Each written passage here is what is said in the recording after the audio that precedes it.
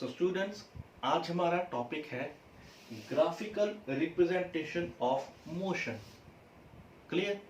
हमने मोशन को ग्राफ्स की फॉर्म में रिप्रेजेंट करना है, तो वो कैसे किया जाता है, लेट्स सी। तो सबसे पहले हम लोग बनाएंगे distance time graph. Distance time graph, clear, for uniform motion.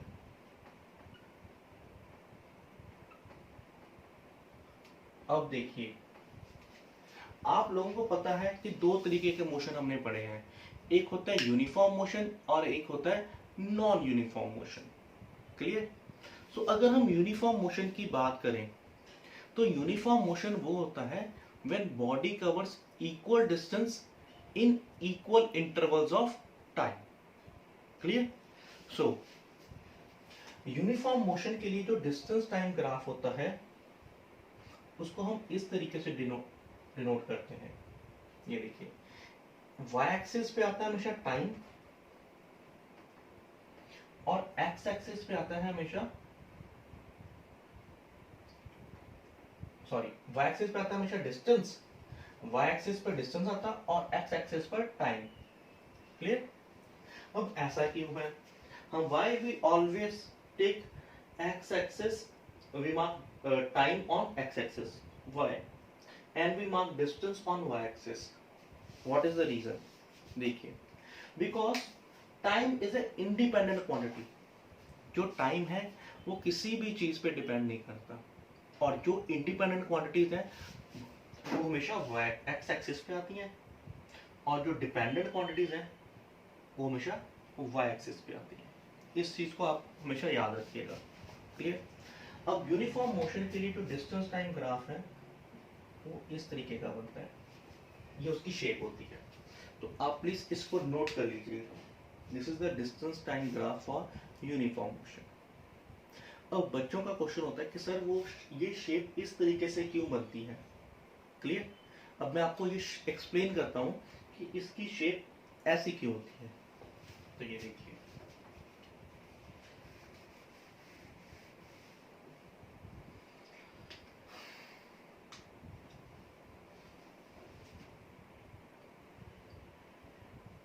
Suppose करिए हम लोग एक एग्जांपल कंसीडर करते हैं टाइम, और यहां पर हम लोग कंसीडर करते हैं डिस्टेंस। डिस्टेंस को हम लोग मेजर करते हैं मीटर्स में और टाइम को हम लोग मेजर करते हैं सेकंड्स में। क्लियर? सो ये देखिए, जब टाइम 0 था तो बॉडी ने कितना डिस्टेंस कवर किया, 0।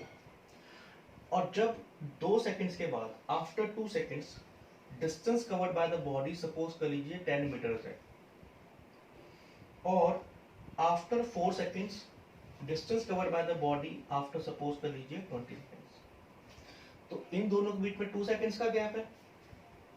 अगेन सपोज आफ्टर 2 सेकंड्स जब टाइम हुआ 6, तो यहां पर distance covered by the body कितना हो गया, 30 मीटर्स। सो बॉडी ने 30 मीटर्स का डिस्टेंस कवर कर लिया। अब अगर हम, अब ये देखिए, यूनिफॉर्म मोशन की डेफिनेशन थी when body cover equal distance. देखिए यहाँ पर भी 10 आ रहा है, 0 से लेके 10, 10 से लेके 20, यहाँ पर भी 10 आ रहा है, और 20 से लेके 30 यहाँ पर भी 10। तो हर टाइम में बॉडी इक्वल डिस्टेंस कवर कर रही है, when body cover equal distance in equal intervals of time. तो इस 2 सेकंड्स में बॉडी ने 10 मीटर कवर किया, नेक्स्ट 2 सेकंड्स में बॉडी ने अगेन 10 मीटर कवर किया, तो नेक्स्ट 2 सेकंड्स में बॉडी ने अगेन 10 मीटर कवर किया। क्लियर? सो इसका मतलब ये यूनिफॉर्म मोशन हो गया। तो जब हम इसका ग्राफ बनाएंगे, हम लोग ग्राफ बनाते हैं, जैसे मैंने आपको बताया कि एक्स एक्सिस पे हम लोग हमेशा लेते हैं time, time is in seconds and distance is in metres. Clear? तो अब लोग वैल्यूज नोट कर लेते हैं। टाइम की वैल्यूज हैं जो 2 है, 2 के बाद 4, 4 के बाद 6, यहाँ पर हम लोग 6 लिख देते हैं, और जो डिस्टेंस है वो है 10, ये है, उसके बाद 20 और उसके बाद है हमारे पास 30।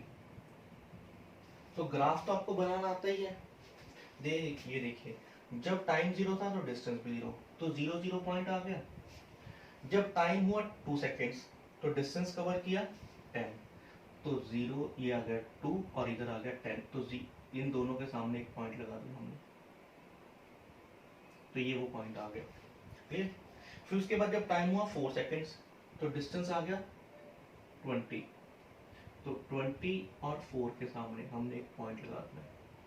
क्लियर। सिमिलरली नेक्स्ट पॉइंट आएगा, देखो जब टाइम हुआ 6 सेकेंड्स तो डिस्टेंस कवर किया बॉडी ने 30 मीटर्स, तो 30 और 6 के सामने एक पॉइंट आ जाएगा हमारे पास। और जब हमने इनको ज्वाइन किया, जब हम इनको ज्वाइन करेंगे we get a straight line. तो यही इसी शेप का मैंने बनाया था। ये सिर्फ मैंने आपको समझाने के लिए बताया कि ये शेप इस तरीके से क्यों बनती है। क्लियर। अदरवाइज आपके माइंड में डाउट रहता है कि सर ने यही शेप क्यों बनाया। तो यूनिफॉर्म मोशन में हमारे पास एक स्ट्रेट लाइन बनती है। क्लियर। तो आपको अगर पेपर में ग्राफ बनाने को है, आपने सिंपल डिस्टेंस टाइम ग्राफ जैसे मैंने पहले बनाया था वैसे ही बना देना, ये आपको एक्सप्लेन करने की जरूरत नहीं है। क्लियर। तो ये देखिए, अब यहां पर हमने एक और चीज देखनी है, हमने यहां पर एक न्यू चीज सीखनी है, दैट इज स्लोप।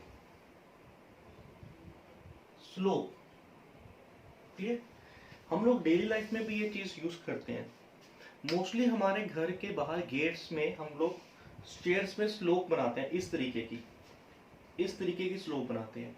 क्लियर। इसको बोलते हैं प्लेन।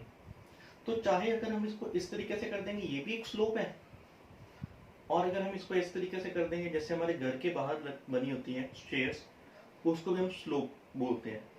क्लियर। तो ये देखिए, ये ग्राफ की शेप भी कुछ इस तरीके की है, तो इस ग्राफ की भी कुछ ना कुछ स्लोप होगी। Clear. This graph also has some slope. तो ये देखते, अब हम देखते हैं इस ग्राफ की स्लोप कैसे फाइंड आउट करते हैं। तो इस ग्राफ की स्लोप को फाइंड करने के लिए, to find the slope of this graph we will consider 2 points. वो 2 पॉइंट्स आप कहीं पर भी ले सकते हैं, एट एनी प्लेस। तो मैंने सपोज करिए एक ये पॉइंट कंसिडर कर लिया, I mark this point with red pen, this is point A, और एक पॉइंट मैंने ये कंसिडर कर लिया बी। न्यूमेरिकल आएगा आपको स्लोप फाइंड करने के लिए। क्लियर। तो ध्यान से समझ लीजिए, आप जरूरी नहीं है कि हमेशा यही पॉइंट, आप ये वाला पॉइंट और ये वाला भी कंसिडर कर सकते हैं, आप ये वाला पॉइंट और ये वाला भी कंसिडर कर सकते हैं, it's your wish. Clear. So slope find करने के लिए हमें क्या करना होता है, हमें यहां से एक लाइन ड्रॉ करनी है, एक लाइन ड्रॉ करनी है from point A parallel to X axis. ये बहुत इजी है, आप एक बार प्रैक्टिस करोगे तो आपको समझ आ जाएगा, प्रॉब्लम नहीं आएगी। एक लाइन ड्रॉ करनी है पैरेलल टू एक्स एक्सिस, और यहां से एक लाइन ड्रॉ करनी है पैरेलल टू वाई एक्सिस। ये वाई एक्सिस है, तो पॉइंट बी से मैंने एक लाइन ड्रॉ की पैरेलल टू वाई एक्सिस, और पॉइंट सी से मैंने पॉइंट ए से हमने एक लाइन ड्रॉ की पैरेलल टू एक्स एक्सिस। और at the point of intersection हमने बोल दिया, इस पॉइंट को मार्क कर दिया सी। क्या मार्क कर दिया? सी। क्लियर। तो इस ग्राफ की जो स्लोप है, स्लोप क्या होगी इस ग्राफ की, this distance B C upon A C क्या होगी, distance B C upon A C. तो इस चीज को हम बोल देते हैं स्लोप। क्लियर। अब देखिए, जो BC है, ये जो लाइन है BC, ये किसके पैरेलल है, वाई एक्सिस के। और वाई एक्सिस पे हम लोग क्या चीज नोट कर रहे हैं, डिस्टेंस। वाई एक्सिस पर हम लोग डिस्टेंस नोट कर रहे हैं, तो BC को मैं लिख दूंगा डिस्टेंस। तो BC की वैल्यू हमें डिस्टेंस बताएगी। सिमिलरली ए सी, ये लाइन है ए सी, ये किसके पैरेलल है? एक्स एक्सिस के पैरेलल है ये। और एक्स एक्सिस हमें किस चीज की वैल्यू बता रही है? टाइम की। तो मैं यहां लिख दूंगा time. Clear?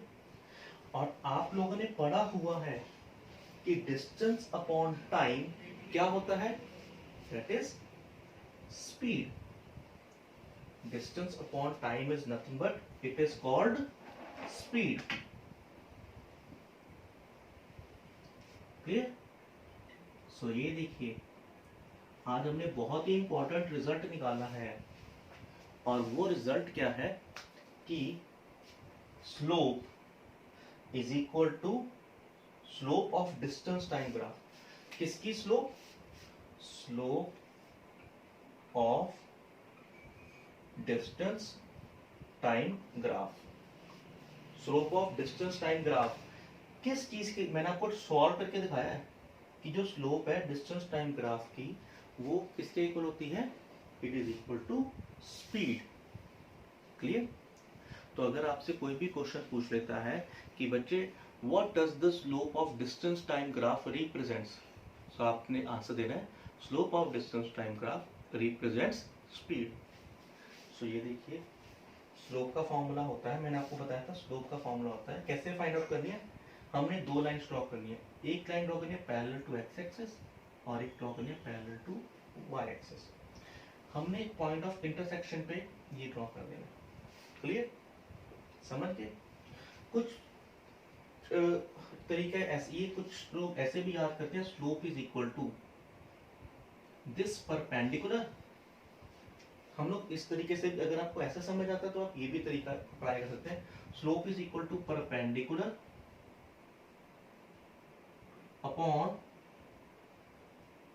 Upon base, upon base. आप ऐसे याद कर लीजिए, स्लोप निकालने के लिए आपने हमेशा परपेंडिकुलर अपॉन बेस करना है। तो परपेंडिकुलर क्या होता है हमारे पास? BC upon AC। और जो BC है वो किसके पैरेलल है? वाई एक्सिस के। और वाई एक्सिस हमें बताती है डिस्टेंस। तो यहाँ आ जाएगा BC की जगह पे डिस्टेंस और AC की जगह पे आ जाएगा time, because AC is parallel to time axis. तो डिस्टेंस अपॉन टाइम किसका फॉर्मूला होता है? डिस्टेंस अपॉन टाइम फॉर्मूला होता है स्पीड का। डिस्टेंस अपॉन टाइम फॉर्मूला होता है स्पीड का। तो यहां से हम लोग कह सकते हैं कि अगर हम डिस्टेंस टाइम ग्राफ की स्लोप फाइंड आउट करेंगे, सो हमारे पास किस चीज की वैल्यू आएगी? हमारे पास आएगी वैल्यू स्लोप की। क्लियर? सो आई होप कि आपको ये लेक्चर समझ आया होगा। Thank you.